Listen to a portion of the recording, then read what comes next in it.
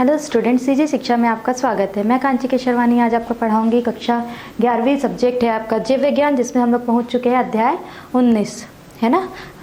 अध्याय 19 का नाम है उत्सर्जी पदार्थ व उसका निष्कासन। अब बात करते हैं यहाँ पे उत्सर्जी पदार्थ क्या होते हैं। उत्सर्जन, excretory products and their elimination. उत्सर्जी पदार्थ क्या होते हैं, मतलब जिन पदार्थों का शरीर में आवश्यकता नहीं होता है उन पदार्थों को बाहर निकालना। देखिए, जैसे कि अवशेषी अंग होता है, अवशेष जिसका कोई उपयोग नहीं होता, उसी को बोलेंगे। अगर हमारे जो शरीर में कुछ पदार्थ ऐसे होते हैं जिनका उपयोग हमारा शरीर करता है, लेकिन कुछ पदार्थ ऐसे होते हैं जिनका शरीर उपयोग नहीं करता है, उन आवश्यक पदार्थों को शरीर से, क्या शरीर में रहना उचित होगा? नहीं ना। तो इसलिए उसको शरीर के बाहर निकाल देते हैं हम लोग। तो जिस पदार्थ को शरीर से बाहर निकालते हैं, अब वो पदार्थ कहाँ से आएगा? जैसे कि हम लोग कुछ खाते हैं, उपापचय क्रिया के लिए हम लोग कुछ खाते हैं, है ना। और क्या होता है, जैसे कि हम लोग श्वसन करते हैं, सांस लेते हैं, ठीक है। तो श्वसन में लेते हैं तो कुछ गैसेस अंदर जाती है, जैसे हमारे बॉडी में, हमारे शरीर को किसकी आवश्यकता होती है? तो हमारे बॉडी को ऑक्सीजन की आवश्यकता होती है। लेकिन क्या जरूरी है कि वायुमंडल में सिर्फ ऑक्सीजन ही है जिसको हम लोग ग्रहण करें? उसके साथ बहुत सारे गैसेस जाते हैं। उन गैसेस का, और दूसरा चीज, जैसे कि हम लोग जितने भी खाना खाते हैं, भोज्य पदार्थ ग्रहण करते हैं, तो उसमें से कुछ पदार्थ हमारे शरीर के लिए आवश्यक होते हैं और कुछ पदार्थ आवश्यक नहीं होते हैं। लेकिन हम लोग क्या कहते हैं, उसको एक्सेसरीज, मतलब साथ में उसको ग्रहण कर लेते हैं।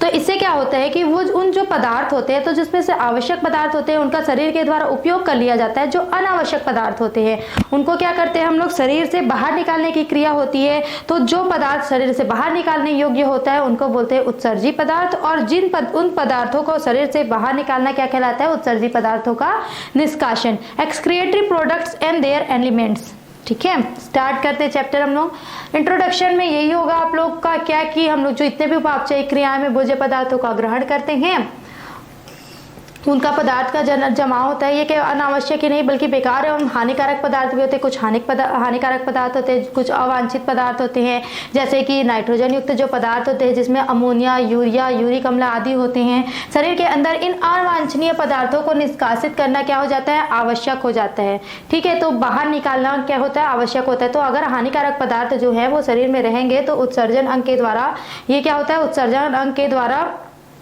उसको बाहर निकाल दिया जाता है। तो बहुत सारे अंग, छोटे छोटे अंग होते हैं जो एक्सक्रिएशन में, उत्सर्जन में क्या करते हैं? सहायता करते हैं। उसको एक साथ तो क्या बोलते हैं? उन सभी अंगों को एक साथ मिला के उत्सर्जन तंत्र बोलते हैं, ठीक है।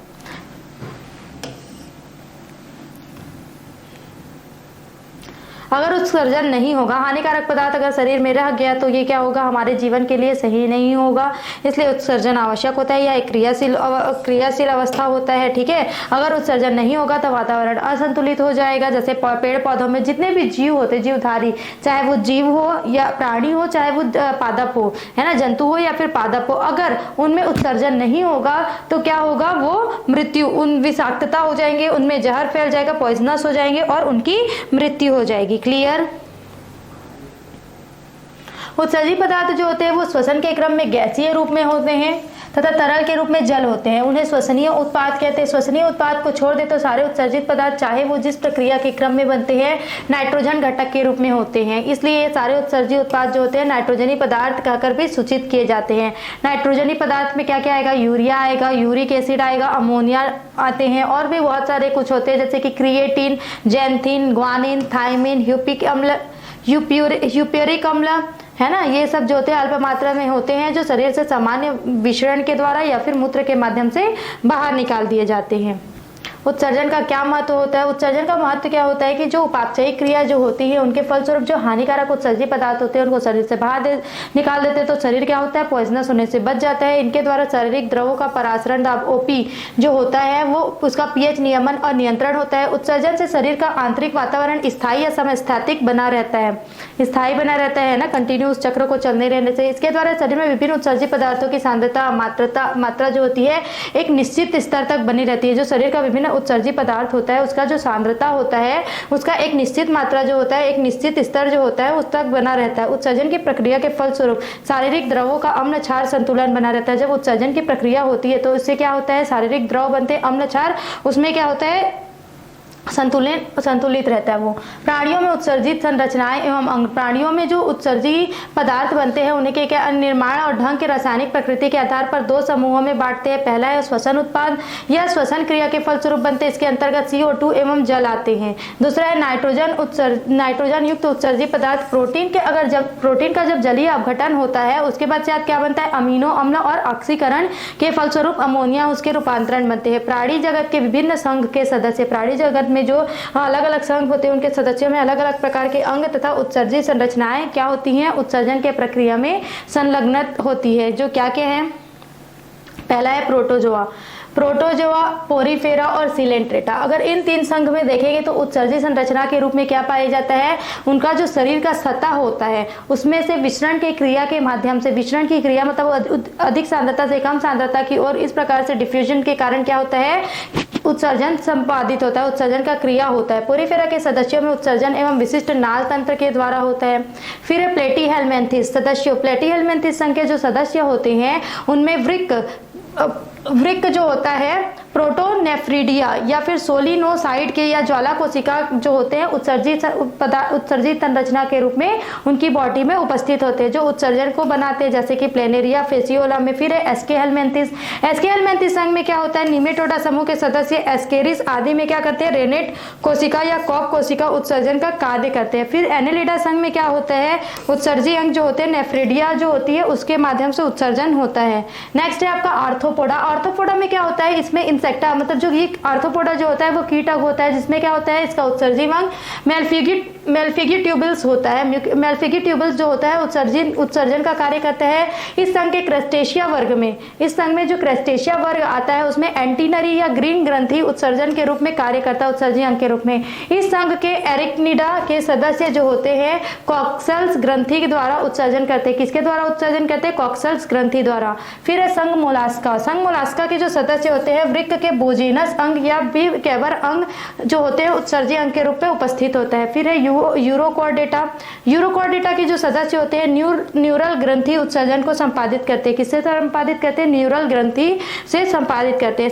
फिर है सिफेलोकॉर्डेटा के सदस्य, सिफेलोकॉर्डेटा के जो सदस्य होते हैं उसमें हेड्स चेक्स नेफ्रिडियम उत्सर्जन अंग के रूप में कार्य करते हैं और उत्सर्जन को संपन्न करते हैं। अगर कशेरुकियों में देखेंगे, वर्टिब्रेट्स में जो स्तनधारी होते हैं, वर्टिब्रेट्स कॉर्डेटा में अगर देखेंगे तो वृक्क जो होता है मुख्य उत्सर्जन अंग के रूप में कार्य करते हैं, किडनी। ठीक है, ये इसका जो एक्सक्रिएशन होता है, उत्सर्जन जो होता है वो अलग अलग टाइप से होता है, जैसे नाइट्रोजनी पदार्थ के रूप में अमोनिया, यूरिक अम्ल या यूरिया का उत्सर्जन करते हैं, है ना। जो उत्सर्जित होने वाले पदार्थ होते हैं उनके आधार पर जो उत्सर्जन होता है उनके आधार पर, उनके प्रकार के आधार पर तीन प्रकार से बांटा गया है। पहला है अमोनोटेलिज्म के, इनमें क्या होता है, इनके जंतु जो होते हैं वो नाइट्रोजनी पदार्थ या फिर अमोनिया का उत्सर्जन करते हैं। इस तरह की प्रक्रिया को अमोनोटेलिज्म कहते हैं और ऐसे जंतु को क्या बोलते हैं, अमोनोटेलिक जंतु कहते हैं। देखो ये कशेरुकियों में जो वर्टिब्रेट्स में उत्सर्जन का क्रिया है या फिर उत्सर्जन के जो प्रकार है एग्जाम में आता है तो ये पूछा जाता है, तो आप इसको नोट डाउन करके रखेंगे। और इसमें अंतर भी, अमीनोटेलिज्म, यूरिकोटेलिज्म और यूरियोटेलिज्म तीनों में अंतर भी पूछा जाता है, तो इसको आप अच्छे से पढ़ेंगे, ध्यान देखिए। ठीक है, तो अमीनोटेलिज्म क्या होता है, इसमें अमोनिया का उत्सर्जन होता है और इस जो अमोनिया के रूप में उत्सर्जी पदार्थ उत्सर्जित करते हैं उस जंतु को बोलते हैं अमीनोटेलिक जंतु। ठीक, इसमें किसमें होता है, अवस्थिल मछलियों में होता है, टेडपोल लार्वा में होता है, अमीबा पेरामीशियम में होता है, सिलेंट्रेटस में होता है, कुछ क्रस्टेशिया वर्ग के जंतुओं में तथा कुछ मोलास्का जंतुओं जैसे कि ऑक्टोपस, सीपिया आदि में पाया जाता है। इस प्रकार के उत्सर्जन की विशेषता क्या है कि ये जलीय जंतुओं में ही पाया जाता है। फिर है अमोनिया कैसे होता है, जब अमोनिया बनता है, शरीर में अमोनिया का निर्माण होता है तो उसके बाद ही ये कोमल जंतुओं के शरीर में परासरण या विसरण के द्वारा बाहर आ जाता है। मछलियां, tadpole larva, epithelium ammonium ion के रूप में बाहर निकाल जाता है। चूंकि इस क्रिया में परासरण के द्वारा शरीर के जल तथा उत्सर्जी पदार्थों की मात्रा का नियंत्रण किया जाता है, इसलिए इसको क्या बोलते हैं, परासरण नियंत्रण, ऑस्मो रेगुलेशन भी कहते हैं। ऑस्मो रेगुलेशन किसको बोलते हैं, तो याद रखिएगा कि जब उत्सर्जी पदार्थ के रूप में अमोनिया जब होता है वो NH4+ आयन +4 आयन के रूप में शरीर से बाहर निकलता है और परासरण के द्वारा शरीर में जल और उत्सर्जित पदार्थों का समन्वय बनाए रखता है, नियंत्रण करा रहता है उसके दोनों के मात्राओं में, उसको बोलते हैं परासरण नियंत्रण। अमोनिया के रूप में देखो किसमें होता है, अमोनिया अमीनो अम्ल जो होता है अमोनिया बनाता है, न्यूक्लिक अम्ल और नाइट्रोजनस क्षार से क्या बनता है, अमोनिया बनता है। ये किसमें होता है, जलीय जंतु एमेबिया, पैरामीशियम, अस्थिल मछलियों में, इसमें कीट, सर्प, लिजार्ड, पक्षी और घोंघा में, एम्फीबियन स्तनी में भी पाया जाता है। तो अमीनोटेलिज्म में क्या होता है, देखो अमोनिया जो होता है वो जलीय जंतु में अमीबा, पैरामीशियम, अस्थिल मछलियों में अमीनोटेलिज्म के रूप में अमोनिया का उत्सर्जन करते हैं। दूसरा, अगर जो एम्फीबियन जंतु होते हैं वो यूरियोटेलिज्म में यूरिया का क्या करते हैं, बाहर निकालते हैं उत्सर्जित पदार्थ के रूप में, और जो कीट, सर्प, लिजार्ड, पक्षी, घोंघा है वो यूरिकोटेलिज्म का रूल फॉलो करते हैं और यूरिक अम्ल को बाहर निकालते हैं। यूरिकोटेलिज्म क्या हो गया, देखते हैं अब। यूरिकोटेलिज्म में क्या होता है, यूरिया के रूप में उत्सर्जित होता है, उसको बोलते हैं यूरिकोटेलिज्म। यह स्थिति स्थलीय जंतुओं में पाई जाती है क्योंकि अमोनिया का उत्सर्जन सुविधाजनक नहीं होता है, क्योंकि इसमें जल की विशेष आवश्यकता होती है। ऐसी स्थिति से बचने के लिए स्थलीय जीव जो होते हैं नाइट्रोजनी पदार्थ को यूरिया में बदल देते हैं, जिससे इनको कम से कम जल की हानि उठानी पड़ती है। इसमें क्या होता है, प्रकीर्ण एंजाइम्स भी भाग लेते हैं। अमीनोटेलिज्म में क्या होता है, अमीनो अम्ल और अमीनोटेलिज्म में अमोनिया, ठीक है। यूरियोटेलिज्म में यूरिया और यूरिकोटेलिज्म में अमीनोटेलिज्म में अमीनो अम्ल निकलता है, अमोनोटेलिज्म में अमोनिया निकलता है। यूरियोटेलिज्म में यूरिया और यूरिकोटेलिज्म में यूरिक एसिड का उत्सर्जन होता है, ठीक है। यूरिया का जो उत्सर्जन करते हैं उसको बोलते हैं यूरिकोटेलिक जंतु। उदाहरण है एम्फीबिया और मैमेलिया वर्ग। अपन लोग जो होते हैं स्तनी है ना, वर्टिब्रेट्स, तो जीव जो होते हैं हम लोग किस रूप में बाहर निकालते हैं, उत्सर्जन पदार्थ यूरिया, उत्सर्जित पदार्थ यूरिया के रूप में बाहर निकालते हैं। और किसमें किसका सहायता लेते हैं, मुख्य अंग जो होता है वो वृक्क होता है, किडनी, ठीक है। ये याद रखेंगे। मनुष्य में किस प्रकार का उत्सर्जन तंत्र होता है, तो मुख्य उत्सर्जन अंग कौन सा होता है, तो वृक्क होता है। और कौन से प्रकार का उत्सर्जित पदार्थ बाहर निकलता है, तो यूरिया और यूरिकोटेलिक जंतु होता है मनुष्य। क्लियर। फिर है यूरिकोटेलिज्म। यूरिकोटेलिज्म में क्या होता है, जो अमोनिया होता है यूरिक अम्ल के रूप में रूपांतरित हो जाता है और उसके बाद उत्सर्जित होता है ना। इसमें मुख्य जो उत्सर्जित पदार्थ होता है यूरिक अम्ल होता है, इसको यूरिकोटेलिक जंतु कहते हैं। जैसे कुछ घोंघे, कीट, सांप, छिपकली, पक्षी आदि ऐसे जंतुओं के शरीर में उपापचयी क्रिया में जो अमोनिया बनती है वो यकृत कोशिकाओं द्वारा यूरिक अम्ल में बदल दिया जाता है। किसके द्वारा, यकृत जो कोशिका होता है उसके द्वारा यूरिक अम्ल में बदल दिया जाता है। यूरिक अम्ल न जल में विलय होता है न विषैला होता है। यूरिक अम्ल जो होता है किसमें, जल में भी विलय नहीं होता और न विषैला भी नहीं होता है। जल में अघुलनशील होने के कारण इसका उत्सर्जन में जल की अल्प मात्रा में हानि होती है, क्योंकि ये अल्प मात्रा में जल के साथ मिलता है, पूरा का पूरा घुलनशील नहीं होता है। यूरिक अम्ल की कुछ मात्रा जो होती है मल के साथ भी बाहर निकलती है। यूरिकोटेलिज्म की प्रक्रिया शुष्क वातावरण के जंतुओं में अनुकूलन के लिए पाई जाती है।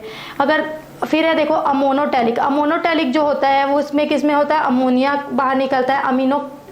इसको अमीनोटेलिक जंतु कहते हैं। जैसे कि कुछ प्रोटोजोआ, कुछ मछलियां, स्टारफिश, होलोथुरिया आदि में ये पाया जाता है। इसमें कुछ में ग्वानिन भी जो होता है उत्सर्जित पदार्थ के रूप में बाहर निकलता है, तो उसको क्या बोलते हैं, ग्वानोटेलिज्म। तथा प्राणी को ग्वानोटेलिक कहते हैं। उदाहरण है स्पाइडर आदि। कुछ जंतु जैसे कि प्रॉन अमोनिया तथा यूरिया के रूप में, जबकि क्रोकोडाइल जो होता है वो नाइट्रोजनी वर्ज्य पदार्थों को अमोनिया, यूरिक अम्ल तथा यूरिया तीनों स्वरूपों में उत्सर्जित करते हैं। इस प्रकार का उत्सर्जन जो होता है मिश्रित उत्सर्जन कहलाता है। जो कछुआ होता है, ये सब याद रखें ना, ये जो 4 लाइन है ये इसमें से 1-2 नंबर का क्वेश्चन आता है। जैसे कि प्रॉन किसका उत्सर्जन करता है, तो अमोनिया का 60% करता है, यूरिया का 40% के रूप में करता है। जो क्रोकोडाइल होता है, मगरमच्छ जो होता है वो किसका करता है, अमोनिया, यूरिक अम्ल तथा यूरिक तीनों का करता है, इसलिए इसको मिश्रित उत्सर्जित पदार्थ कहते हैं। कछुआ जो होता है जमीन पर अमोनिया के रूप में तथा जल में यूरिया और यूरिक अम्ल के रूप में उत्सर्जन करते हैं। ये याद रखेंगे बच्चों। नेक्स्ट है मानव उत्सर्जन संस्थान, मानव उत्सर्जन अंग ना, एक्सक्रिएटरी सिस्टम ऑफ मैन।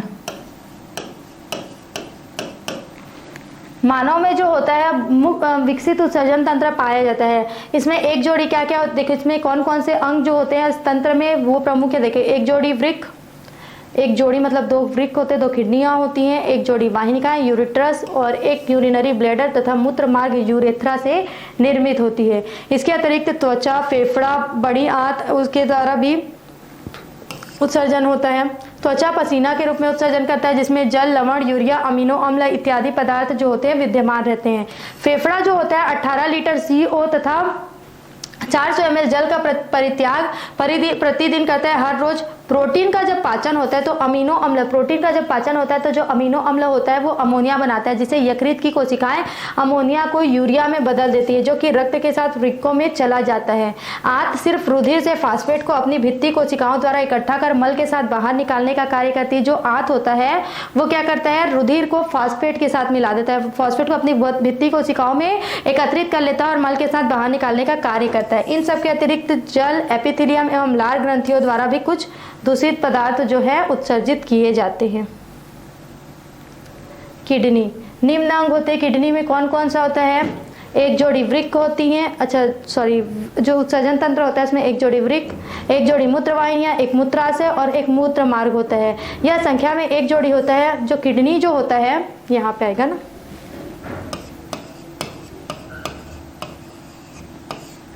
ये मुख्य उत्सर्जी अंग होता है और इसका डायग्राम आपको पूछा जाता है एग्जाम में। तो इसका क्या होता है, एक जोड़ी होता है, ये गहरे लाल रंग का तथा सेम के बीज के जैसा दिखाई देता है। किस प्रकार का दिखाई देता है, इस प्रकार का दिखाई देता है।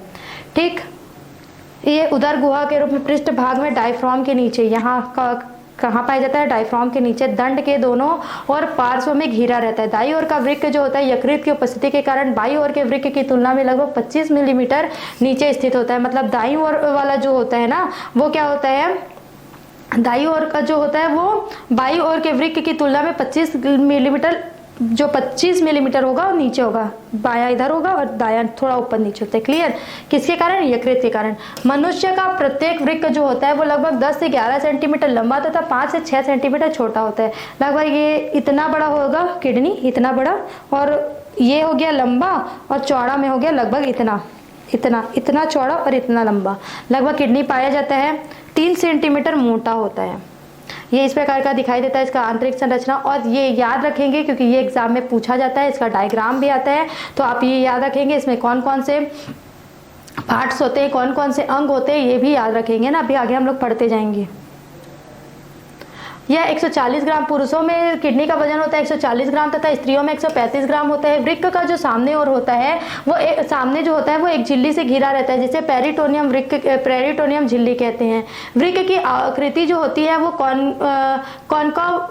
कॉन्वेक्स अवतलोत्तल होता है, अंदर की ओर यह अवतल होता है, तथा वृक्क जो होता है वो नाभिक, उसको वृक्क का नाभिक कहते हैं। अवतल सतह को क्या बोलते हैं, अंदर का जो अवतल सतह होता है उसको वृक्क का नाभिक कहते हैं। ठीक है, अवतल सतह मतलब इस प्रकार का दिखाई देता है ना, इस प्रकार, इस भाग को, जो कशेरुक दंड वर्टिब्रल कॉलम से की ओर होता है। प्रत्येक वृक्क से एक मूत्र वाहिनी निकलती है। प्रत्येक वृक्क से क्या निकलता है, एक मूत्र वाहिनी निकलती है। वृक्क के हाइलम के समीप होती है। यह मोटे भाग को मूत्र वाहिनी की श्रोणी कहते हैं, पेल्विस ऑफ यूरेटर कहते हैं। क्या बोलते हैं, पेल्विस ऑफ यूरेटर। यहां से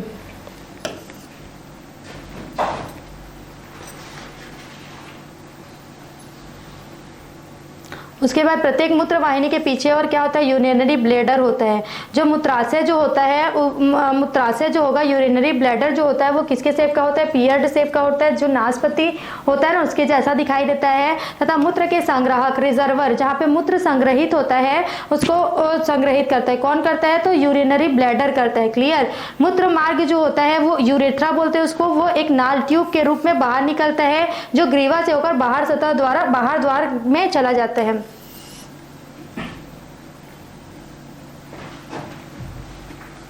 वृक्क की अब आंतरिक संरचना देखते हैं। जो हम लोगों ने ये वाला चित्र देखा, ये इस टाइप का जो चित्र था, अब उसकी आंतरिक संरचना देखते हैं। वो तो वृक्क का प्रस्तावना हो गया। ठीक है, इंट्रोडक्शन की क्या क्या पाए जाते हैं। वृक्क जो होता है एक बाहर से पतला संयोजी झिल्ली के द्वारा घिरा रहता है, रेशेदार संपुट से या फाइबर कैप्सूल से ढका रहता है, जिसको प्रत्येक वृक्क जो होता है वो लंबवत एवं अनुप्रस्थ कांटों में असंख्य पतली नलियों का बना दिखाई देता है। उसमें क्या होगा, इसको काटेंगे तो असंख्य पतली पतली छोटी छोटी नलियां दिखाई देंगी, जो वृक्क के अंदर एक संयोजी ऊतक के आधार पर पड़ी रहती हैं। इन नलिकाओं को वृक्क नलिकाएं या मूत्र नलिकाएं या नेफ्रॉन्स कहते हैं। क्या बोलते हैं इन नलिकाओं को? वृक्क नलिकाएं या मूत्र नलिकाएं या नेफ्रॉन्स। प्रत्येक वृक्क के पेरिटोनियम के अंदर का जो भाग होता है 2 भागों में बटा रहता है। प्रत्येक जो वृक्क होता है उसका जो पेरिटोनियम होता है उसमें 2 भागों से मिलकर बटा होता है। इसका बाहरी भाग को क्या बोलते हैं? कॉर्टेक्स कहते हैं, तथा भीतरी भाग को क्या बोलते हैं? मेड्यूला कहते हैं। देखो अब दिखाती हूँ मैं यहाँ पे आपको कॉर्टेक्स और मेड्यूला। ये देखो, ये है कॉर्टेक्स, बाहरी भाग जो हो गया क्या कॉर्टेक्स हो गया। ये जो बाहर का पूरा झिल्ली हो गया इसको कैप्सूल बोलते हैं, और ये अंदर का भाग जो हो गया इसको बोलते हैं मेडुला। क्लियर? समझ में आया इतना? कॉर्टेक्स भाग थोड़ी थोड़ी दूर पर मेड्यूला के अंदर धंस कर कतार के रूप में स्तंभ बनाती है। इस प्रकार का छोटा छोटा बनाया है ना स्तंभ, जिन्हें क्या बोलते हैं? बर्टीनी के वृक्कीय स्तंभ, रीनल कॉलम ऑफ बर्टीनी कहते हैं। क्या बोलते हैं? Renal column of बर्टीनी। इस कतार रूपी स्तंभों के बीच बीच में मेडुला 15 से 16 पिरामिड की तरह तिकोने उभार के रूप में उठी रहती है, जिसे क्या बोलते हैं? वृक्कीय संकुल, रीनल पिरामिड कहते हैं। ठीक है। उसके बाद जो कॉर्टेक्स की ओर शीर्ष भाग में होता है उसको वृक्क नाभि हीलियम कहते हैं, जो जिसे वृक्क अंकुर रीनियल पेपेली कहते हैं, जो कि पुटकों में खुलता है। किसमें खुलता है? पुटकों में। देखो, रीनल कॉलम ऑफ बर्टीनी, ये पढ़ा हम लोगों ने, रीनल कॉलम ऑफ बर्टीनी है ना, ये पढ़ा। उसके बाद क्या पढ़ा हम लोगों ने? पेपिला ऑफ पिरामिड पढ़ा। ये है पेपिला ऑफ पिरामिड, इसको पिरामिड भी बोलेंगे, पेपिला ऑफ पिरामिड बोलेंगे। रीनल वेन्स होगा, ये रीनल आर्टरी। एक क्या होगा? एक वेन होता है, एक आर्टरी होता है, तो रीनल वेन और रीनल आर्टरी हो गया। इसके बाद जो कॉर्टेक्स होता है, कॉर्टेक्स में छोटे छोटे कैप्सूल टाइप के होते हैं, उसको क्या बोलते हैं? मेलपिगियन कॉर्पसल्स कहते हैं। ठीक है, ये पिरामिड हो गया। यहाँ से जो नीचे जाता है एक ट्यूब जाता है, एक पाइप जाता है, उसको बोलेंगे यूरेटर। क्लियर? फिर ये देखो पिरामिड जो है उसमें पतली पतली धागेनुमा संरचना पाई जाती है, इसको बोलते हैं नेफ्रॉन्स, और उसके ऊपर में धागेनुमा संरचना पाई जाती है उसको बोलते हैं मेड्यूलरी रेज। क्या बोलते हैं? Medullary rays. और जो मेड्यूलरी रेज होता है उनके बीच में गठान टाइप की संरचना होती है, उसको बोलते हैं ब्राउमेंस कैप्सूल्स। क्या बोलते हैं? बाउमन्स कैप्सूल्स बोलते हैं। और यहाँ पे क्या होता है? मूत्र इकट्ठा होता है, उसको बोलते हैं कलेक्टिंग डक्ट और कलेक्टिंग बैलिनी।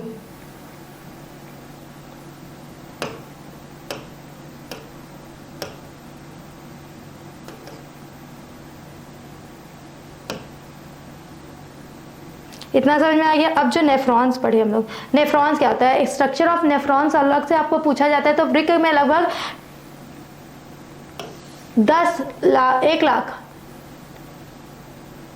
संरचनात्मक इकाइयों का नेफ्रॉन्स जो होते हैं वृक्क नलिकाओं में बने होते हैं। इसमें अलग अलग चीजें होती है, अलग अलग भाग होते हैं। तो पहला है मेलफिगियन ट्यूबल्स, जिसको अभी हम लोगों ने पढ़ा। प्रत्येक नेफ्रॉन्स का जो स्वतंत्र सिरा होता है उसको क्या बोलते हैं?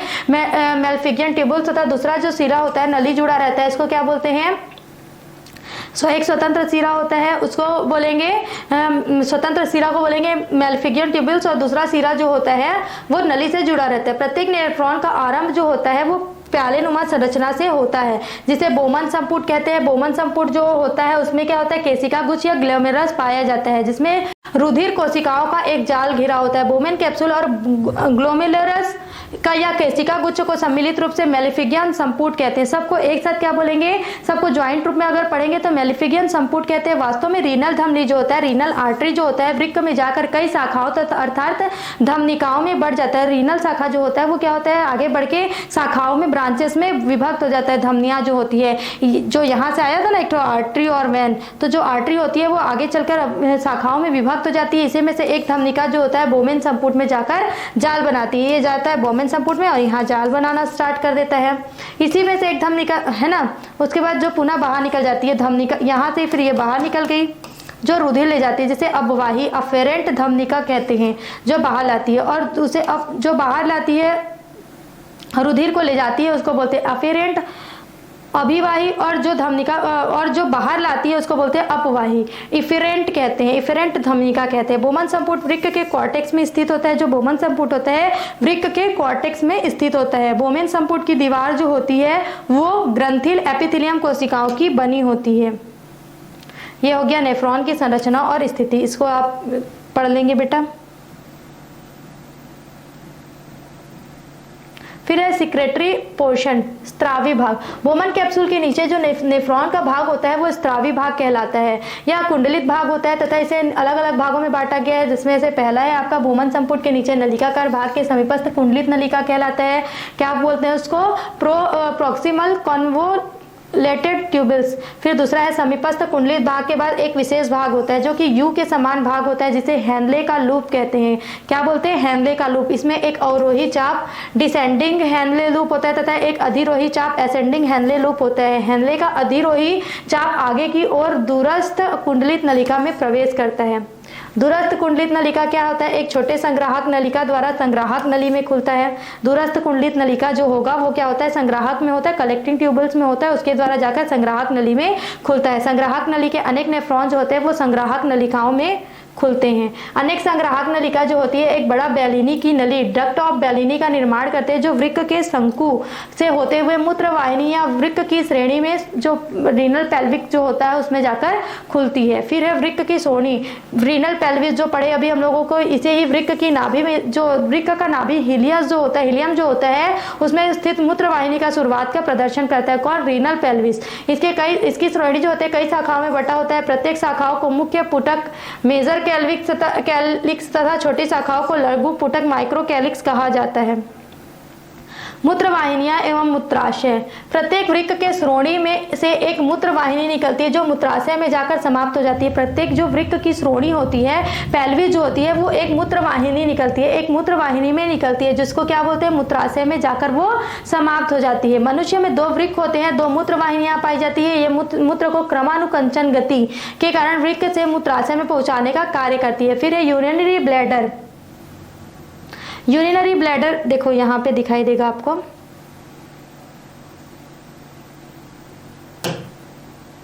ये तो हो गया किडनी। ठीक है, अब आगे आप यूरिनरी ब्लैडर में, ये है यूरिनरी ब्लैडर, जहां पे क्या होता है?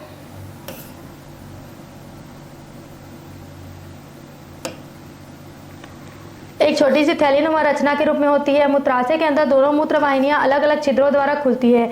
मूत्राशय की दीवार में संकुचन होने पर जो मूत्र होता है वो मूत्र मार्ग से शरीर से बाहर निकलते हैं। स्त्रियों की तुलना में पुरुषों का मूत्र मार्ग जो होता है वो ज्यादा लंबा, लगभग 20 सेंटीमीटर का होता है।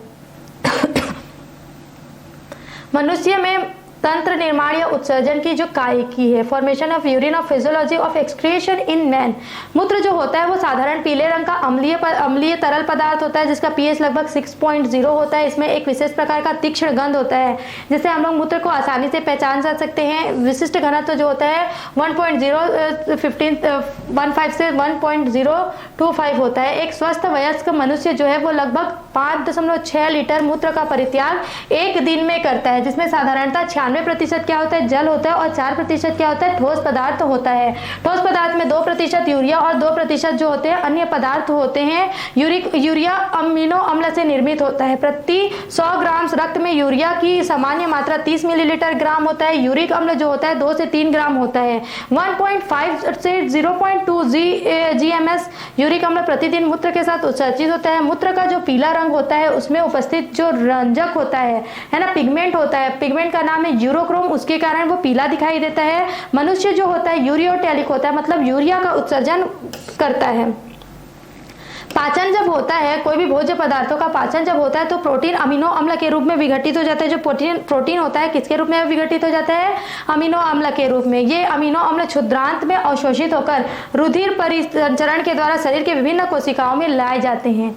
ज्यादातर इन अमीनो अम्ल के उपयोगी प्रोटीनों का संश्लेषण करती है, जिसका उपयोग वृद्धि एवं अन्य उपापचयिक कार्यों में किया जाता है। शेष अनुपयोगी अमीनो अम्ल की ज्यादा मात्रा को यकृत तथा कम मात्रा को वृक्क पायरुविक अम्ल एवं अमोनिया में परिवर्तित कर देती है।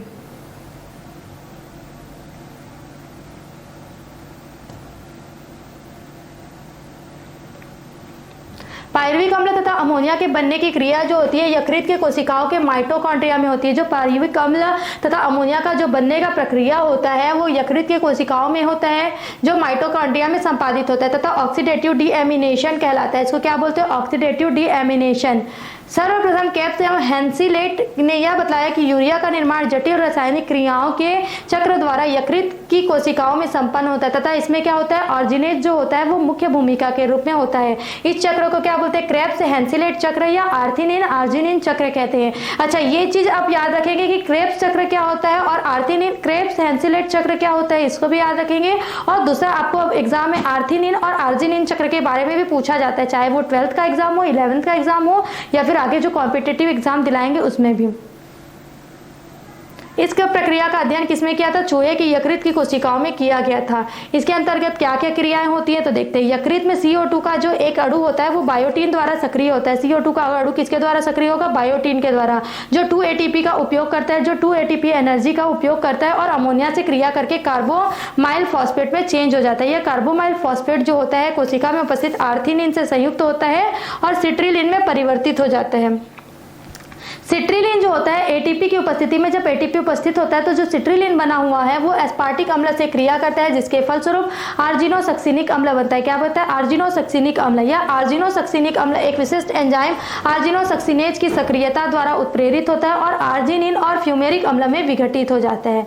अंत में जो आर्जिनिन और आर्जिनेज प्रकीर्ण की उपस्थिति में अभिक्रिया करके विघटित हो जाता है। फलस्वरूप यूरिया एवं आर्थिनिन का निर्माण होता है। आर्थिनिन के निर्माण के साथ यह क्रिया जो होता है या जो चक्र होता है वो पूरा हो जाता है। यकृत से यूरिया जब बनता है तो वृक्क में रुधिर परिवहन द्वारा प्रवेश करता है। जो यकृत में यूरिया का निर्माण होता है वो कहां से प्रवेश करता है, रुधिर परिवहन के द्वारा, जहां से यह मूत्र के साथ बाहर त्याग दिया जाता है। अगर इस जटिल प्रक्रिया को क्या करते हैं, निम्न चरणों में यूरिया से मूत्र निर्माण की प्रक्रिया को किडनी में कैसे पूर्ण होती है उसको देखते हैं। ये बुक में आपके आगे, इसमें आगे पीछे दिया हुआ है, उसको आप बुक से सही सीक्वेंस में पढ़ लेंगे। ये प्रोटीन है, जब प्रोटीन का जब पाचन होता है आहार नाल में तो क्या होता है, अमीनो अम्ल का निर्माण होता है। अमीनो अम्ल का जब निर्माण होता है तो ये कहाँ चला जाता है, आंत में जाता है और कुछ अवशोषित हो जाता है। फिर ये आंत में जाने के बाद ये रुधिर परिसंचरण तंत्र में मिल जाता है, जिसमें से लाभदायक अमीनो अम्ल कोशिका में स्वादीकरण के द्वारा एसिमुलेट हो जाता है और दूसरा जो हानिकारक अमीनो अम्ल होता है वो यकृत में प्रवेश करता है और यूरिया का निर्माण करता है। ये है यकृत में यूरिया निर्माण का चरण। ये आर्जिनिन आर्जिनिन और आर्थिनिन चक्र। फिर है अति सूक्ष्म छनन, अल्ट्राफिल्ट्रेशन। मूत्र निर्माण का जो क्रिया होता है उसमें अति सूक्ष्म छनन की प्रक्रिया होती है। किसके द्वारा होती है, नेफ्रॉन में जो बोमन संपुट हम लोगों ने पढ़ा उसके द्वारा। यह अति सूक्ष्म छन्ने की तरह कार्य करता है। ग्लोमेरुलस एवं बोमन संपुट की महीन भित्तियां आपस में संसर्ग में रहती है तथा छन्ना की तरह कार्य करती है। वृक्क धमनियों से बहता हुआ रक्त अविवाही धमनिकाओं से होता हुआ ग्लोमेरुलस में चला जाता है, जो रक्त का दाब बढ़ जाता है क्योंकि अपवाही धमनिकाओं का व्यास जो होता है वो काफी कम होता है और अधिक दाब के कारण केशिका गुच्छ से रुधिर में उपस्थित यूरिया, यूरिक अम्ल, लवण, ग्लूकोज तथा अन्य वर्ज्य पदार्थ क्या होते हैं, विसरित होकर बोमन संपुट में आ जाते हैं। ये जो अभिधाव अंतर पड़े और नेफ्रॉन की संरचना। बोमन संपुट में क्या होता है, 0.1 व्यास वाले असंख्य छिद्र पाए जाते हैं जो वर्ज्य पदार्थों को बोमन संपुट में पहुंचने में मदद करते हैं। बोमन संपुट में छनकर आए जो पदार्थ होते हैं उसको ग्लोमेरुलस निस्पंदन नाम दिया जाता है। क्या नाम दिया गया है, ग्लोमेरुलस निस्पंदन। वृक्क नलिकाओं के आंतरिक सतह पर, जो वृक्क नलिका की आंतरिक सतह होती है उसमें सीलिया पाए जाते हैं जिनमें स्वतः गति होती है तथा इस गति के कारण निस्यंद वृक्क नलिकाओं में आगे की ओर स्वतः बढ़ता जाता है तथा छनन की क्रिया किससे होती है, तीव्र गति से संपन्न होती है। अंत में यह छनित पदार्थ संग्रह नलिकाओं द्वारा मूत्र वाहिनी में चला जाता है और वृक्कों के सभी जो नेफ्रॉन्स होते हैं उनके द्वारा प्रति मिनट उत्पादित किए जाने वाले जो ग्लोमेरुलर फिल्ट्रेट होते हैं उसकी मात्रा लगभग 110 से 125 ml मिनट होती है, जो ग्लोमेरुलस निस्यंद कहलाती है। GFR ग्लोमेरुलस फिल्ट्रेट रेट कहलाती है। क्या बोलते हैं उसको शॉर्ट में, GFR ग्लोमेरुलस फिल्ट्रेट रेट। फिर है पुनः ऑब्जर्वेशन, रीऑब्जर्वेशन या पुनः अवशोषण। पुनः अवशोषण की प्रक्रिया किसके द्वारा होती है, वृक्क नलिका में नेफ्रॉन का जो स्रावी भाग होता है उसके द्वारा। ग्लोमेरुलस फिल्ट्रेट में वर्ज्य या उत्सर्जी पदार्थों के साथ साथ अनेक उपयोगी पदार्थ होते हैं जैसे कि ग्लूकोज, लवण होते हैं। इन्हें शरीर से बाहर न करके उनके उपयोगी पदार्थों को प्राप्त करने के लिए, उनका जो उपयोगी पदार्थ होता है उनको प्राप्त करने के लिए पुनः अवशोषण की क्रिया होती है। वृक्क नलिकाओं के चारों तरफ क्या पाया जाता है, रीनल धमनिका होता है तथा रीनल शिराएं होती हैं।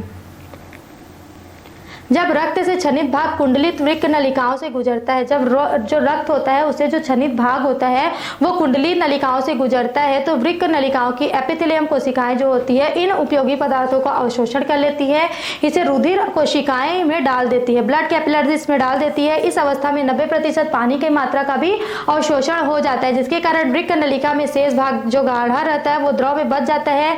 इस द्रव में जल, यूरिया तथा कुछ विलयित लवण होते हैं जो द्रव मूत्र कहलाते हैं, जो कि संग्रह नलिकाओं के द्वारा संग्रह वाहिनियों में आ जाते हैं। नेफ्रॉन में मूत्र निर्माण इस प्रकार से होता है। ठीक, मूत्र ये फिर क्या होता है, जो गाढ़ा हो जाता है वो मूत्र वाहिनियों से होता हुआ मूत्राशय में इकट्ठा हो जाता है, ब्लैडर में, और मूत्राशय की जो दीवारें होती है वो पारदर्शक होती है तथा बाहर की ओर एपिथेलियम और बीच में अरेखित पेशियों के द्वारा संयोजी ऊतकों की बनी होती है। जब ये अरेखित पेशियां होती हैं, जो अरेखित पेशियां होती है वो अगर संकुचित हो जाती हैं तो उस स्थिति में मूत्र जो होता है वो मूत्र मार्ग यूरेथ्रा में होता हुआ शरीर से बाहर की ओर उत्सर्जित कर दिया जाता है।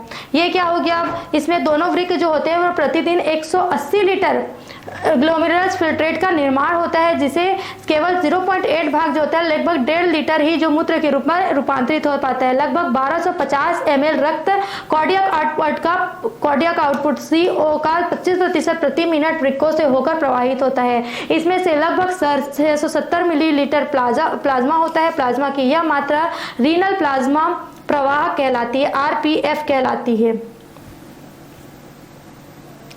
नलिकाकार पुनः अवशोषण एवं नलिकीय स्त्रावण, ट्यूबुलर सेक्रेशन और नलिकाकार पुनः अवशोषण, ट्यूबुलर रीऑब्जर्वेशन में क्या अंतर होता है देखते हैं। तो नलिकाकार पुनः अवशोषण जो होता है वो मुख्यतः समीपस्थ कुंडलित नलिका PCT में होता है, जबकि नलिकीय स्त्रावण जो होता है वो दूरस्थ कुंडलित नलिका में होता है। नलिकाकार पुनः अवशोषण में यह सक्रिय वहन का विसरण द्वारा होता है। इसका सक्रिय विसरण के द्वारा, सक्रियता जो होता है विसरण के द्वारा होता है, इसमें संवहन एवं विसरण दोनों के द्वारा होता है। इसमें उच्च तथा निम्न पदार्थ जैसे कि ग्लूकोज, अमीनो अम्ल, sodium, potassium, chlorine, vitamin, hormones, urea आदि का पुनः अवशोषण होता है। इसमें उपापचयी अपशिष्टों, रक्त का आंतरिक द्रव के वृक्कीय निस्यंद में संवहन होता है। यह ग्लोमेरुलस निस्यंद के आयतन को घटाता है, यह ग्लोमेरुलस निस्यंद के आयतन को बढ़ाता है। फिर है सिक्रेशन, स्त्रावण। ग्लोमेरुलस निस्यंद एवं पुनः अवशोषण के पश्चात जब ग्लोमेरुलस निस्यंद हो जाता है और उसके बाद पुनः अवशोषण की क्रिया होती है तो कुछ उत्सर्जी पदार्थ जो होते हैं वो शेष बच जाते हैं, जो क्या होता है वृक्क की नलिका की दीवार में केशिकाओं के द्वारा अवशोषित कर लेते हैं। क्योंकि जो ग्लोमेरुलस होता है ना, उससे आने वाली जो केशिका नलिका के चारों तरफ क्या होती है, जाल के रूप में उपस्थित होती है। जो वृक्क होता है उसके बचे वर्ज्य पदार्थों को अवशोषित करके विसरण की प्रक्रिया उपलब्ध करा दी जाती है। वृक्क में होने वाला जो मूत्र होता है उस समस्त अभिग्रमण की क्रियाओं में क्या होता है, जो मूत्र का बाहर निकलना होता है उसमें क्या होता है, ऊर्जा का व्यय होता है। ऊर्जा के व्यय से क्या होता है, सभी सक्रिय प्रवृत्ति होती है। आवश्यकता अनुसार सांद्रता प्रवणता के विपरीत भी क्रियाशील होती है। प्रतिधारा क्रियाविधि, काउंटर करंट मैकेनिज्म यानी निस्यंद सांद्रण क्रियाविधि, मैकेनिज्म ऑफ फिल्ट्रेट कॉन्सेंट्रेशन, मनुष्य तथा लगभग सभी स्तनधारी में सांद्रित मूत्र जो होती है वो निष्कासित करते हैं। इस क्रिया में वासा इरेक्टा तथा हेनले का लूप जो होता है मुख्य भूमिका में होता है।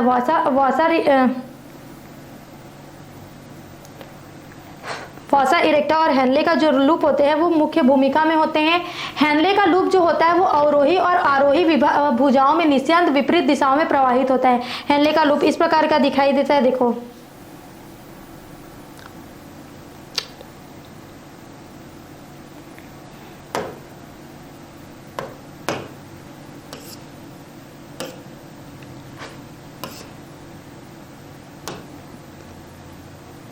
इसमें देखना, ये है आपका मेडुला कैलिक्स है ना, मेल्फिगी पिरामिड होता है। रीनल पेल्विस जो होता है यहाँ पाया जाता है। यूरेट्रा हो गया, ठीक है। इसमें क्या हो गया, इलिक वेन एंड आर्टरी जो होता है ये होगा। यूरिनरी ब्लैडर ये हो गया, उसके नीचे वाला भाग हो गया आपका यूरेथ्रा।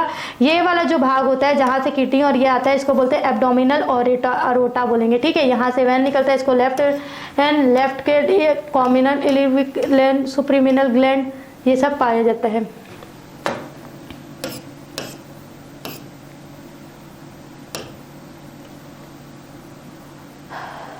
हेनले की लूप जो होती है वो अवरोही और आरोही भुजाओं में निस्यंद विपरीत दिशाओं में प्रवाहित करता है, जिसके फलस्वरूप क्या बनता है, प्रतिधारा काउंटर करंट उत्पन्न होता है। इसी प्रकार वासा इरेक्टा के दोनों भुजाएं जो होती है रुधिर का प्रवाह भी प्रतिधारा के रूप में होता है। हेनले लूप और वासा इरेक्टा के मध्य अति निकटता और इनके प्रतिधारा मूत्र सांद्रण में महत्वपूर्ण भूमिका निभाते हैं। जो मूत्र का सांद्रता होता है उसमें ये महत्वपूर्ण भूमिका निभाते हैं। ये दोनों प्रतिधाराएं जो होती हैं मेडुला के अंतराकाश के परासरण दाब को नियमित करती है। जो दोनों प्रतिधाराएं होती है वो मेडुला का जो अंतराकाश होता है उसके परासरण दाब को नियमित करती है। यह परासरण दाब जो होता है वो मेडुला के बाहरी भाग से भीतरी भाग की ओर बढ़ता है। किसके द्वारा बढ़ता है, ये जो इसका परासरण दाब जब होता है तो मेडुला का बाहरी भाग से भीतरी भाग की ओर बढ़ता है। कॉर्टेक्स की ओर 300 ml प्रति लीटर 300 ml प्रति लीटर जो होता है, मेडुला के आंतरिक भाग में लगभग 1200 ml प्रति लीटर NaCl तथा यूरिया परासरण की प्रवणता बनाते हैं। क्या बनाते हैं, NaCl जो होता है और यूरिया जो होता है वो परासरण की प्रवणता को फ्लोनेस को बढ़ाते हैं। NaCl का जो सक्रिय परिवहन होता है, NaCl में जब परिवहन होता है तो वो एक्टिव होता है, तो ये हेनले की लूप का आरोही भुजा के मोटे भाग द्वारा होता है। किसके द्वारा होता है, हेनले का जो लूप होता है उसका जो आरोही भाग होता है मोटा वाला भुजा उसके द्वारा होता है। इसका विनिमय जो होता है हेनले लूप के आरोही भुजा के द्वारा होता है। NaCl को वासा इरेक्टा के आरोही भुजा द्वारा अंतराकाशी में छोड़ा जाता है। यूरिया की कुछ मात्रा जो होती है हेनले लूप के पतले आरोही भाग में विसरण द्वारा पुनः प्रविष्ट हो जाती है। हेनले लूप तथा वासा इरेक्टा की विशेष अवस्था, हेनले लूप और वासा इरेक्टा जो है उसके विशेष अवस्था के कारण इन पदार्थों का परिवहन जो होता है वो सुगम होता है। यह प्रक्रिया प्रतिधारा क्रिया विधि कहलाती है। क्या कहलाता है, प्रतिधारा प्रक्रिया विधि कहलाती है, जो मेडुला के अंतराकाश की प्रवणता बनाए रखने में सहायक होता है। इसके फलस्वरूप संग्रह नलिका का जल जो होता है वो सहज अवशोषण होता है। संग्रह नलिका में जो जल होता है उसका सहज अवशोषण होता है और निस्यंद का सांद्रण करता है। निस्यंद जो होता है उसको सांद्रित करता है। मनुष्य के वृक्क में क्या होता है, ग्लोमेरुलस निस्यंद की अपेक्षा लगभग 4 गुना अधिक मूत्र का उत्सर्जन करते हैं। यह सफल स्थलीय जीवन के लिए जल की न्यूनतम मात्रा को विसर्जित कर अधिक जल संरक्षण की क्रियाविधि होती है। मूत्र, अब नेक्स्ट टॉपिक है आपका मूत्र निर्माण का नियमन। मूत्र निर्माण का जो नियमन होता है वृक्कों के द्वारा होता है। जहां तक वृक्क की बात है उसका मुख्य कार्य जो होता है यूरिया और जल को रुधिर से अलग करके मूत्र का निर्माण करना और उसका बहिष्करण करना। तो इसमें क्या क्या होता है, इस प्रक्रिया में 2 नियंत्रण की क्रियाविधि है। पहला है हार्मोनल नियमन। इसमें निम्नलिखित हार्मोन के द्वारा वृक्क की क्रियाशीलता का नियमन होता है। यह हार्मोन जो होता है वो अंतःस्रावी ग्रंथियों द्वारा स्रावित होते हैं, जिसमें से पहला है वैसोप्रोसिन। इसमें anti diuretic hormone DADH anti diuretic hormone कहते हैं। यह पीयूष ग्रंथि के पश्चपाली द्वारा सिक्रेट होता है और वृक्क नलिकाओं द्वारा जल के अवशोषण को बढ़ा देता है। जो वृक्क की नलिकाएं होती है उसके द्वारा जल के अवशोषण को बढ़ा देता है। यदि शरीर में इस हार्मोन की कमी हो जाती है तो मूत्र में जल की मात्रा बढ़ जाती है। ADH जो होता है उसके अल्प स्रावण से समय जल का पुनः अवशोषण कम होगा और मूत्र में जल की मात्रा अधिक उत्सर्जित होगी। इस स्थिति को क्या बोलते हैं, डायूरोसिस या डायबिटीज या इंसिपिडिस कहते हैं। मिनरलोकॉर्टिकॉइड हार्मोन, अधिवृक्क ग्रंथि के कॉर्टेक्स द्वारा यह हार्मोन स्रावित होता है। किसके द्वारा, अधिवृक्क के ग्रंथि के द्वारा यह हार्मोन स्रावित होता है। इसकी कमी से मूत्र में जल एवं सोडियम की मात्रा बढ़ जाती है। जब इसका कमी होता है, इस हार्मोन का कमी होता है मिनरलोकॉर्टिकॉइड हार्मोन के द्वारा जो होता है कॉर्टिक है ना, उसका अगर कमी होता है तो मूत्र में सोडियम और जल की मात्रा बढ़ जाती है, क्योंकि हार्मोन जो होता है मूत्र में जल और सोडियम की मात्रा को नियंत्रित करता है। इस हार्मोन की कमी से एडिशन रोग हो जाता है, जिसकी पहचान मूत्र में जो जल और सोडियम की मात्रा अधिकता से दर्शाया जाता है। एल्डोस्टेरॉन, अधिवृक्क द्वारा हार्मोन द्वारा स्रावित होने वाला यह दूसरा हार्मोन है। कौन सा, एल्डोस्टेरॉन। यह मूत्र में सोडियम, पोटेशियम, क्लोरीन, HCO के उत्सर्जन को अवशोषण का नियमन करता है। इसके अतिरिक्त जो वृक्क में क्या होता है, आसन्न ग्लोमेरुलर उपकरण पाया जाता है। इसकी कोशिकाएं रेनिन एंजाइम द्वारा स्रावित होती है। इसका जो क्या होता है, इसकी जो कोशिकाएं हैं वो रेनिन एंजाइम के द्वारा स्रावित करती है। एंजाइम रक्त दाब का नियमन, धमनिकाओं को संकुचित करना। उपयुक्त तीनों हार्मोन जो होते हैं वो थार्मोडक्ट में कैल्शियम में वृद्धि, हाइपर कैल्शियम करता है तथा PO को घटाता है। यह वसा जो होता है वसा का अवशोषण में वृद्धि करता है तथा थायरोकैल्सिटोनिन जो होता है वृक्कों द्वारा उत्सर्जन में वृद्धि करता है। जो वृक्क में उत्सर्जन की क्रिया होती है उसकी वृद्धि किसके द्वारा होता है, थायरोकैल्सिटोनिन के द्वारा। फिर नेक्स्ट है तंत्रिकीय नियंत्रण, नर्वस कंट्रोल। केंद्रीय तंत्रिका तंत्र से निकलने वाली जो तंत्रिकाएं होती हैं, किडनी, जो नर्व्स और किडनी होती है, उससे संबंधित भागों को क्या बोलते हैं? इनरवर्ट कहते हैं। तंत्रिका तंत्र वृक्क संबंधित भागों को प्रेरणाएं भेजती हैं। तंत्रिकीय प्रेरणाएं जो होती है वो रीनल रक्त वाहिनियों को संकुचित करती है, कॉन्स्ट्रिक्ट करती है तथा फैलाती है। तंत्रिकीय प्रेरणाएं जो होती है ग्लोमेरुलस से भित्ति पारगम्यता को परिवर्तित करती है तथा उत्सर्जी नलिकाओं की इपिथेलियल कोशिकाओं द्वारा, जो उत्सर्जी नलिका होती है उसकी इपिथेलियल कोशिकाओं की अवशोषण क्षमता को परिवर्तित करती है। मूत्र की संरचना तथा प्रकृति। मूत्र एक सामान्य स्वस्थ और मनुष्य में जो 24 घंटे में 1 से 8 लीटर मतलब 1.5 लीटर लगभग 1.8 से 1.5 लीटर तक का मूत्र का परित्याग करता है, जिसमें गंध होता है जो किसके द्वारा होता है? तीक्ष्ण गंध होता है कार्बनिक पदार्थों के कारण, जिसे यूरिनॉट कहते हैं। मूत्र का हवा के संपर्क में आने पर इसकी जो यूरिया है वो अपघटित हो जाती है और अमोनिया गैस मुक्त करती है। मूत्र का रंग जो होता है पीला होता है। परिणाम जो होता है वातावरण, मौसम, तापमान, आहार के संगठन पर निर्भर करता है।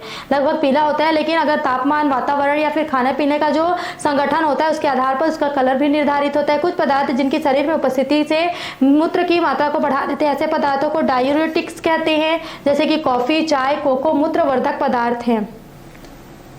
मूत्र का अगर संगठन देखेंगे तो एक स्वस्थ सामान्य व्यक्ति के मूत्र के संगठन में जल होगा 95%, यूरिया होगा 2%, प्रोटीन, वसा एवं शर्करा होता है। कुछ अन्य अकोलाइट्स होते हैं 1.5%, sodium 0.35, PO4 0.27, SO4 0.8, calcium, magnesium, potassium, uric अम्ल, क्लोरीन, क्रिएटिन जो होता है इतने पाए जाते हैं। इसके अतिरिक्त मूत्र में अल्प मात्रा में केराटिन, अमोनिया, अमीनो अम्ल, लेड, आयोडीन, आर्सेनिक तथा ह्यूपेरिक अम्ल आदि भी पाए जाते हैं। मूत्र निर्माण एवं परित्याग की प्रक्रिया जो होती है, जो प्रोसेस होता है वो तापमान पर अत्यधिक प्रभाव डालता है। जैसे कि गर्मी में दिन भर में जब शरीर से अधिक गर्म वातावरण होता है तो त्वचा में बहुत ज्यादा पसीना निकलता है, तो ये उत्सर्जी पदार्थ के रूप में आ जाता है। तो क्या होता है, ये वाहिनियां फैलकर चौड़ी हो जाती है और रीनल रुधिर वाहिकाओं में संकुचित हो जाती है। जो श्वेत ग्रंथि जो होता है, मतलब जो पसीना निकलता है, इससे क्या होता है, रुधिर वाहिनियां फैलकर चौड़ी हो जाती है, तो रीनल जो वाहिकाएं वो संकुचित हो जाती है। इस स्थिति में बिल्कुल विपरीत स्थिति होता है। जाड़े के दिनों में देखने का, ठंडे में क्या होता है, इसमें पसीना नहीं निकलता है, ठीक है, उत्सर्जन रुक जाता है। इससे उदरी एवं रीनल रुधिर वाहिकाएं चौड़ी हो जाती है, फलतः मूत्र की मात्रा बढ़ जाती है ठंडे के दिनों में और गर्मी के दिनों में कम हो जाती है, अर्थात पसीने का उत्सर्जन मूत्र निर्माण का व्युत्क्रमानुपाती होता है। नेक्स्ट टॉपिक है आपका मूत्रण, ठीक है। उसमें क्या होता है, ब्लैडर में जो मूत्र आके भरा होता है उसको क्या करना, खाली करना, ठीक। इसमें क्या होता है, सामान्यतः वृक्क के पेल्विस में जो संचित होता है वो वृक्क के सभी न्यूरॉन्स जो होते हैं वो अपने संग्रह नलिकाओं के द्वारा घुलते हैं। जैसे ही मूत्र पेल्विस में संचित होता है उसका दाब बढ़ जाता है, जिसके कारण क्रमानुकंचन तरंगे जो होती है, क्रमानुकंचन तरंगे क्या करती है, प्रति 10 सेकेंड की दर से उत्पन्न होती है, जिसके फलस्वरूप क्या होता है, लगभग 30 सेंटीमीटर सेकेंड के वेग से मूत्र जो होती है वाहिनियों के द्वारा सफर करती है, 30 सेंटीमीटर प्रति सेकेंड के वेग से, ठीक है। इसे मूत्र का थोड़ा उत्क्षेप होता है और मूत्राशय में ढकेल दिया जाता है। जब लगभग 150 से 300 मिलीलीटर मूत्र जो होता है मूत्राशय में अमाशय भित्ति और समीपस्थ मूत्र मार्ग में स्थित निर्वित ग्राही के द्वारा और मूत्रण प्रतिवर्ती के द्वारा उत्पन्न होता है तो उद्दीपित हो जाता है। जो मूत्राशय में आ जाता है मूत्र, उसके बाद क्या हो जाता है, वो समीपस्थ मूत्र मार्ग और अमाशय भित्ति जो होता है उसमें निर्मित ग्राही स्ट्रेस रेसिपिटस जो होते हैं उसके द्वारा जब उद्दीपित होता है, एक्टिव होता है, तो मूत्रण प्रतिवर्ती रिफ्लेक्स जब होता है तो मूत्राशय की भित्ति में उपस्थित अरेखित डिट्रस सरपेशी संकुचन मूत्रण प्रतिवर्ती के समान होता है। यह मस्तिष्क के केंद्र को उद्दीपित करता है, जो मस्तिष्क में केंद्र होता है उसको उद्दीपित करता है, जिससे मूत्र विसर्जन की इच्छा जो होती है वो जागृत होती है। इसके छिद्र पर भीतरी अवरोधनी विश्रांत होती है और मूत्र निष्कासित होता है। वृक्क के क्रियाशीलता का नियमन जो होता है, वृक्क की क्रियाशीलता का नियंत्रण एंटी डायूरेटिक हार्मोन, जक्स्टाग्लोमेरुलस उपकरण एवं एट्रियल नेट्रियोरिक कारक की सक्रियता से होता है। फिर है एंटी डायूरेटिक हार्मोन्स, एडीएच द्वारा नियंत्रण। जो हार्मोन्स होता है वो मस्तिष्क के हाइपोथैलेमस की सक्रियता स्रावित होता है, जो पीयूष ग्रंथि से सिक्रेट होता है और रक्त में पहुंचता है, जिससे परासरणीयता के मान में वृद्धि होने लगती है, जिससे हार्मोन का स्रावण होता है। 300 ml के निर्धारण से बिंदु के ऊपर रक्त परासरणीयता में वृद्धि हाइपोथैलेमस में उपस्थित परासरण ग्राहियों के द्वारा संवेदित होती है। किसके द्वारा संवेदित होती है? परासरण ग्राहियों के द्वारा। हाइपोथैलेमस ग्राही जो होती है वो रक्त की परासरणीयता घटाने के लिए दो प्रकार के परिवर्तनों को सुनिश्चित करते हैं। जो हाइपोथैलेमस जो होता है उसकी ग्राही जो होती है उसकी रक्त की परासरणीयता घटाने के लिए दो प्रकार के परिवर्तनों को सुनिश्चित करते हैं। पहले में क्या होता है? पहला का व्यास बढ़कर दूसरा पीयूष ग्रंथि के पश्य तथा पिंड द्वारा एडीएच में विमुक्त हो जाता है। एडीएच जो होता है संग्रहण नलिका में डालकर पुनः अवशोषण बढ़ाता है ताकि रक्त की सामान्य स्तर से ज्यादा न बढ़ पाए। प्रायः उच्च परासरणीय मूत्रक का उत्पादन रक्त में विलयों का भार घटाता है। जैसे ही सामान्य स्थिति निर्मित होती है, जब सामान्य अवस्था आती है तो रक्त की परासरणीयता 300 ml के निर्धारित बिंदु से नीचे गिरती है और एडीएच का उत्पादन जो होता है वो घट जाता है। फिर है जक्स्टाग्लोमेरुलस उपकरण JGA द्वारा नियंत्रण। जक्स्टाग्लोमेरुलस उपकरण जो होता है वो बहु एंजाइमिक, बहुत सारे एंजाइम से नियामकीय हार्मोनल नियंत्रण प्रदर्शित करता है जो रेनिन एंजाइम, एंटियोटेंसिन हार्मोन तथा एल्डोस्टेरॉन हार्मोन्स की सम्मिलित सक्रियता से वृक्क की क्रियाशीलता का नियमन करता है। क्या करता है? ये जो रेनिन, एंजियोटेंसिन, एल्डोस्टेरॉन हार्मोन की सम्मिलित होकर सक्रियता से वृक्क की क्रियाशीलता को नियमन करता है। इसलिए इसे रेनिन, एंजियोटेंसिन, एल्डोस्टेरॉन प्रणाली भी कहते हैं। न्यूमा रक्त आयतन में कमी होने की स्थिति में, जब रक्त के आयतन में कमी होती है तो रक्तदाब में कमी हो जाती है। इन दोनों प्रकार की स्थितियां जो होती है निर्मित होने पर वृक्कीय निस्यंद रीनल फिल्ट्रेशन की दर घट जाती है। निस्यंद मतलब होता है फिल्ट्रेशन, छन्ना। ठीक है, जहां जहां भी निस्यंद का प्रयोग हुआ है, वर्ड का प्रयोग हुआ है, शब्द का प्रयोग हुआ है, वहां पे उसका मतलब होता है छन्ना। इस स्थिति में जस्टाग्लोमेरुलस कोशिकाएं जो होती है रक्त में रेनिन नामक एंजाइम स्रावित करती है। रेनिन रक्त के प्लाज्मा में उपस्थित एंजियोटेंसिन नामक प्लाज्मा प्रोटीन पर क्रिया करके पेप्टाइड प्रकृति वाला हार्मोन एंजियोस्टेलिन 1 तथा उससे भी बाद में एंजियोटेंसिन 2 बनाता है। एंजियोस्टेलिन 2 निम्नानुसार रक्त दाब घटाने के प्रभाव को क्षतिपूर्ति करता है। यह सर्वप्रथम ग्लोमेरुलस दाब बढ़ाने के लिए अपवाही धमनिकाओं को संकुचित करता है। सर्वप्रथम क्या होता है? ग्लोमेरुलस का दाब बढ़ाने के लिए अपवाही धमनिकाओं आर्ट्रियोल्स को संकुचित करता है। फिर सेकेंडरी ये करता है कि प्रोक्सिमल कन्वोलेटेड ट्यूबल्स जो होते हैं समीपस्थ कुंडलित नलिका को अधिक NaCl एवं जल में पुनर्अवशोषित करने के लिए उद्दीपित करता है। यह हार्मोन अधिवृक्क ग्रंथि को एल्डोस्टेरोन हार्मोन स्रावित करने के लिए भी उद्दीपित करता है। फिर थर्ड है एल्डोस्टेरोन दूरस्थ कुंडलित नलिका से NaCl तथा जल का अवशोषण बढ़ाता है, जिसके परिणाम स्वरूप रक्त आयतन और रक्त दाब दोनों में अभिवृद्धि हो जाती है। तीसरा है एट्रियल यूरेटिक कारक द्वारा नियंत्रण। इसमें क्या होता है? एट्रियल नेट्रियूरेटिक फैक्टर एक विशिष्ट प्रोटीन हार्मोन है। यह RAS नियंत्रण अभिक्रिया के बिल्कुल विपरीत स्थिति निर्मित होने पर कार्य करता है। ANF का स्त्रावण हृदय की आलिंद भित्ति द्वारा रक्त दाब तथा रक्त आयतन के बढ़ने की स्थिति में किया जाता है। यह हार्मोन JGA द्वारा रेनिन के स्त्रावण तथा उत्पादन को संनियमित करता है। यह संग्रहण नलिका द्वारा NaCl के पुनर्अवशोषण को रोक देता है, जिसके कारण अधिवृक्क ग्रंथि से एल्डोस्टेरॉन हार्मोन का उत्पादन भी कम हो जाता है। यह मूत्र स्त्रावण को बढ़ाता है, इसलिए रक्त आयतन व रक्त दाब घटाता है। अपने कार्य की दृष्टि से यह रेनिन एंजियोटेंसिन तंत्र पर संदमक की तरह कार्य करता है। नेक्स्ट है अदर जो एक्सक्रिएटरी अंग होते हैं उसमें से स्किन, जैसे कि कुछ जंतु जैसे कि हाइड्रा, स्टारफिश आदि अपने परिपार्श्विक सराउंडिंग में जितने अमोनिया का जो उत्सर्जन करते हैं वो शरीर की भित्ति के द्वारा विसरण के माध्यम से कर देते हैं, जो क्या होते हैं? जल में अपारगम्य होते हैं। यह शरीर जल की हानि को रोकता है और अनुकूलित करता है। मानव की त्वचा में श्वेत ग्रंथि या स्वेट ग्लैंड्स पाए जाते हैं जो कुंडलित होते हैं, छिद्र द्वारा बाहर कुंडलित होते हैं और छिद्र के माध्यम से बाहर खुलते हैं। इसका कुंडलित भाग श्वेत तथा पसीना को स्रावित करता है, जिसमें जल, लवण, यूरिया, अमीनो अम्ल आदि उत्सर्जित पदार्थ विद्यमान रहते हैं। प्रायः मानव शरीर से लगभग 1.4 लीटर श्वेत का निष्कासन होता है। यह जल एवं लवण के संतुलन को बनाए रखता है। कुछ तेलीय ग्रंथियां होती है जिसके माध्यम से तेल के रूप में भी पदार्थ जो होता है वो क्या होता है? शरीर से बाहर होता है। यह त्वचा उससे लगे बालों को चिकना और जलरोधी बनाने का कार्य करता है। फिर है लंग्स। श्वसन के साथ साथ फेफड़ा उत्सर्जन अंग की तरह भी प्रयोग किया जाता है, जिसमें CO2 का, जैसे मनुष्यों में देखेंगे तो O2 को ग्रहण करता है और CO2 को बाहर निकालने का कार्य करता है। ठीक है, जिसे विषहरण, डिटॉक्सिफिकेशन, तापमान नियमन की प्रक्रियाएं भी कहते हैं। मानव के फेफड़े द्वारा 18 लीटर CO प्रति घंटा तथा 400 मिलीलीटर जल का प्रत्याग जो होता है प्रतिदिन करता है। फिर है लीवर, यकृत जो है वो उत्सर्जित अंग के अंतर्गत आता है। प्रोटीन के पाचन से अमीनो अम्ल से अमोनिया का निर्माण होता है जो कोशिकाएं अमोनिया को यूरिया में बदल देती है। यूरिया रक्त के साथ वृक्कों में पहुंचता है और मूत्र के रूप में बाहर निकाल दिया जाता है।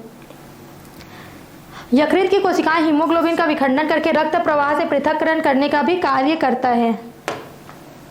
फिर है लार्ज इंटेस्टाइन, इसमें पाई जाने वाली एपिथेलियम कोशिकाएं जो होती है वो पाचन में बनने वाले लोहा, कैल्शियम, मैग्नीशियम, फास्फेट आदि का रुधिर में प्रवाह को अवशोषित करती है और इकट्ठा करके लेती है, इसे मल के साथ बाहर निकाल देती है। ठीक, फिर अश्रु ग्रंथियों के द्वारा भी होता है उत्सर्जन। वृक्क की अक्रियाशीलता, किडनी फेलियर, जब किडनी फेल हो जाता है, हम लोग बोलते हैं ना किडनी खराब हो गया, तो इसमें क्या होता है मूत्र मात्रा में अप्रयोजनीय पदार्थों की उपस्थिति जैसे कि ग्लूकोज, एल्ब्यूरिन, ज्यादा मात्रा में यूरिया, क्रिएटाइन, रुधिर कणिकाएं आदि का असामान्य उपस्थिति या मूत्र स्रावक का सामान्य दर से नहीं हो पाना या फिर बार बार ज्यादा या कम होने, पीठ दर्द, त्वचा के रंग में असामान्य परिवर्तन के साथ शरीर में सूजन होना आता है, तो इसको हम लोग को क्या करना चाहिए, किडनी की क्रियाशीलता का चेक करा लेना चाहिए। ठीक है, इसमें क्या होता है, क्या क्या लक्षण दिखाई देते हैं, तो ग्लाइकोरिया, मूत्र में ग्लूकोज की ज्यादा मात्रा होना, यूरेमिया, ज्यादा मात्रा में यूरिया का मूत्र में होना, हेमेटूरिया, इसमें मूत्र में रक्त कणिकाओं की उपस्थिति। फिर है एल्ब्यूमिनुरिया, मूत्र में एल्बुमिन की उपस्थिति। हीमोग्लोबिनुरिया, इसमें हीमोग्लोबिन की उपस्थिति होती है, स्थिति में सबसे लंबे समय तक बने रहना और असंयमित खान पान, अधिक मदिरा सेवन, तनावग्रस्त माहौल, अपमिश्रित खाद्य पदार्थों की वृक्क की अक्रियाशीलता के कारण बनती है तथा अनेक वृक्क से संबंधित रोगों के रूप में अपनी स्थिति को दर्शाती है। वृक्क जो होता है अक्रियाशीलता के कारण होने वाले रोग के निम्नलिखित है। पहला है गुर्दे की पथरी, रेनल क्यूलाई ऑफ स्टोन्स और स्टोन्स ऑफ किडनी, गुर्दे में पथरी हो जाता है ना, पथरी बोलते हैं जिसको।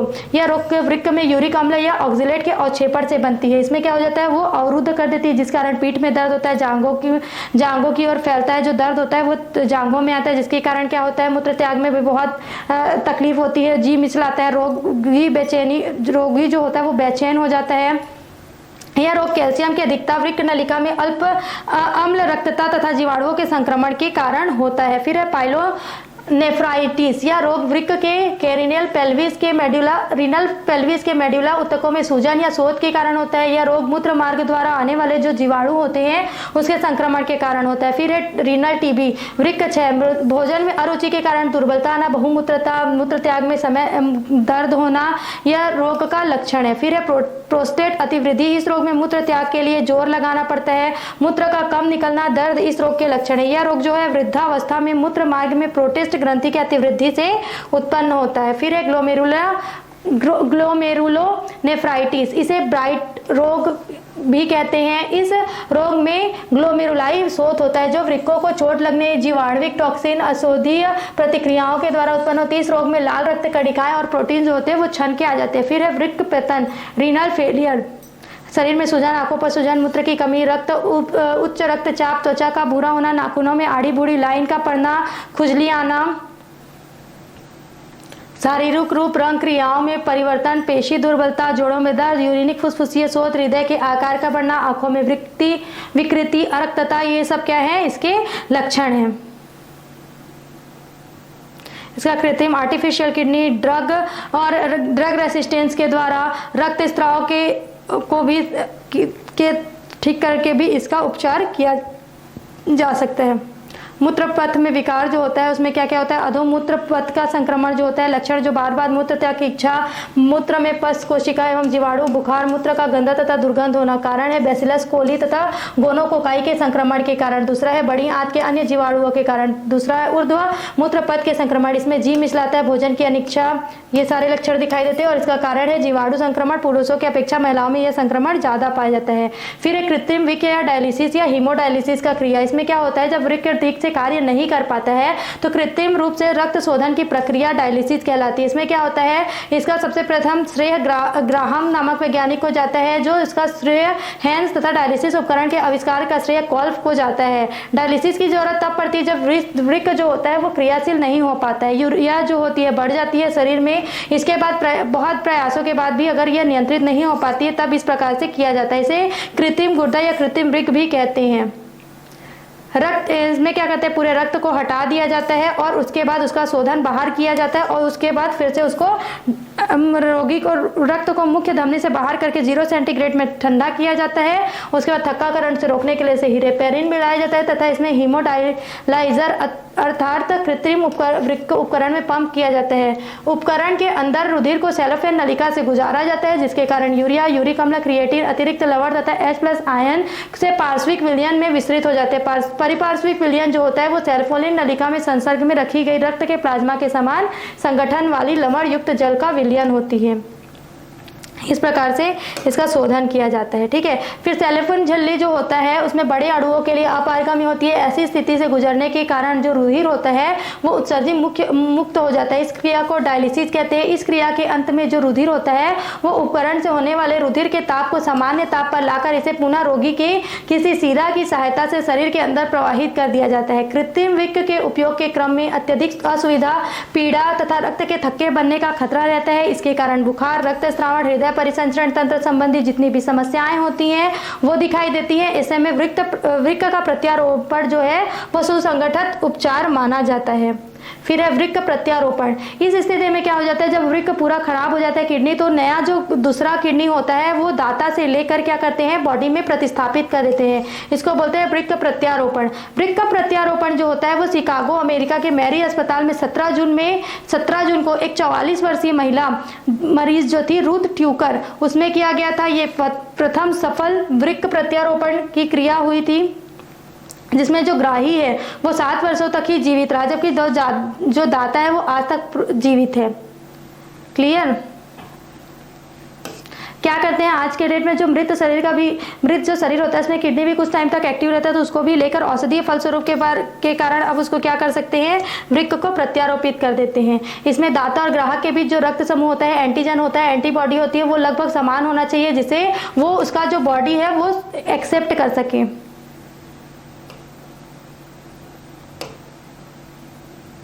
वृक्क रोपण की रिजेक्शन को रोकने के लिए प्रतिरक्षा संदमन की प्रक्रिया को अपनाया जाता है। इसमें प्रतिरक्षा संदमन का मतलब जो होता है वो ग्राही के शरीर की प्रतिरक्षा अनुक्रिया को दमित कर ग्राफ्ट रिजेक्शन को रोक देता है।